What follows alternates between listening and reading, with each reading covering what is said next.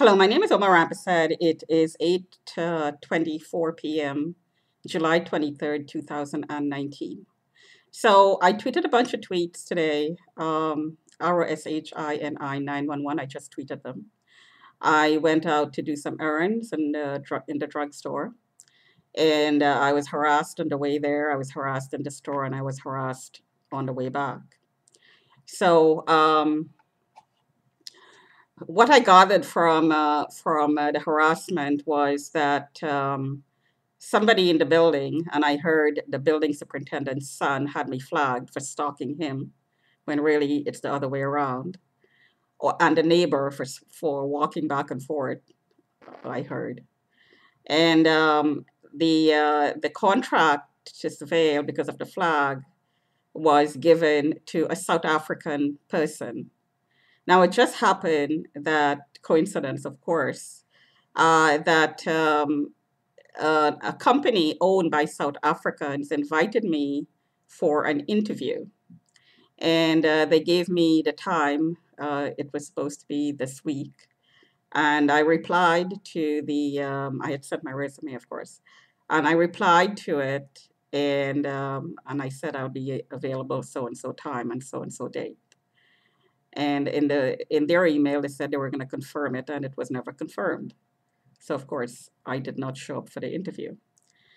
Um, Interestingly enough, I'm hearing comments by especially Chinese people about this interview, and the contract is with a South African man, a Muslim man, and the Chinese and the Muslims, and the account was distributed, and this company has the contract, even though they never confirmed the interview. I, of course, did not have an interview, but they had a contract. So this is exactly what happened, I'm suspecting, with all the other companies I worked for since I worked with Triovest. I'm suspecting that Chandra Rahman had a contract to surveil me at Triovest. Of course, there was no disclosure, and there was a human rights hearing associated with that company that's associated with this contract now that I'm understanding what's going on in retrospect. This, of course, was never disclosed. It was never disclosed to me. So, and the outcome of that hearing was dependent. This was really relevant information for that hearing, which was never disclosed by anyone in the company. So it would have changed the outcome of the hearing. So, anyways, um, uh, that's it's just um, the way the targeting program works. The target is not supposed to be told what's going on. This is part of the terrorization campaign. This is part of targeting.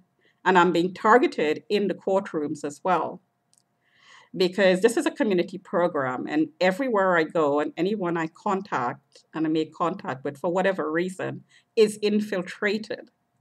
And my brother did this to me in front of me.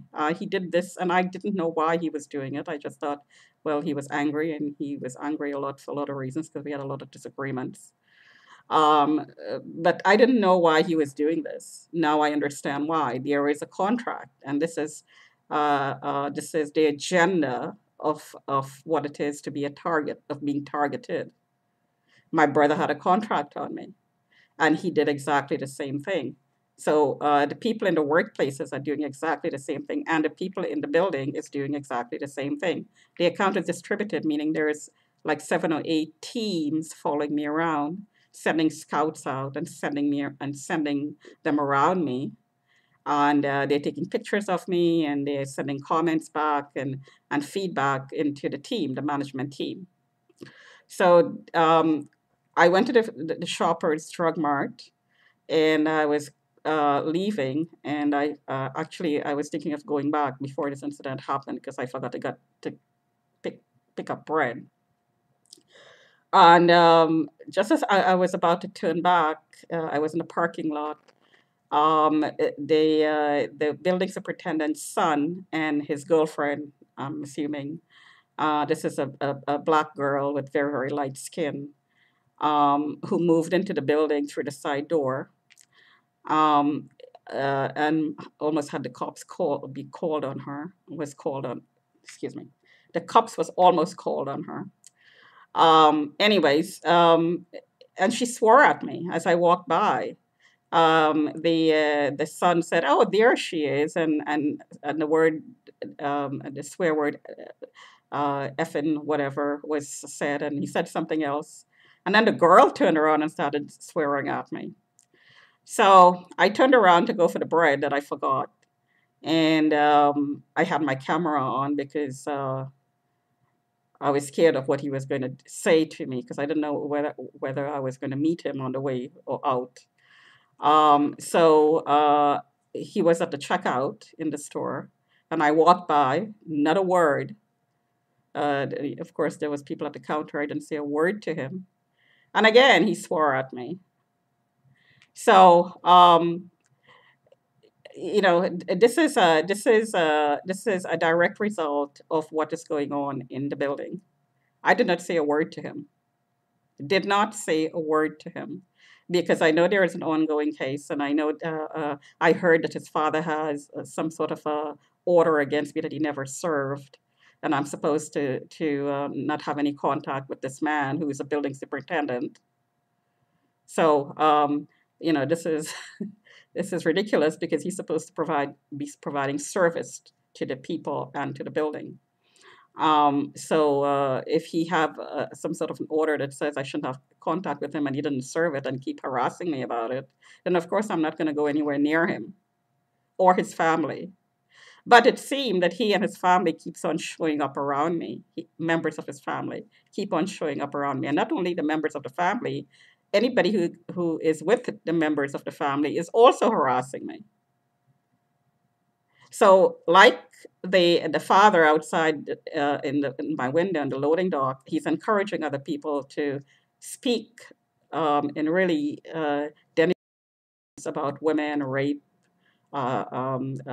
talking about calling all the names of the informants, having me pulled out, calling the cop's name, who's going to have me pulled out, who he's working with, having me flagged, um, saying I'm mentally retarded, talking about it to everyone who comes into the loading dock. Well, this is exactly what the son is doing with anybody who comes in contact with him, I'm assuming, because he's doing it with the girlfriend in front of me. So I'm afraid of this family, and I'm afraid of the son, especially because the son keeps showing up around me. This is somebody who um, has a look of being. He's bald. He shaved his head, tattooed, swearing. So it's not somebody who you'd want to be around. So this is terrorization, really. Terrorization by this family, terrorization of myself by this family. And every single time that I've gone out in the last weeks, a member of this family shows up around me. And they're escalating in their harassment. They're actually swearing at me, and having the people around them swearing at me. The mother is swearing at me, shouting at me when I'm like 30 feet away from them. So I heard that I'm going to be charged for stalking them. Well, the reason I tweeted about them is because they're scaring and terrorizing me, and they're stalking, outright stalking, and encouraging other people to do the same thing as part of this flagging and targeting program. This is why I tweet.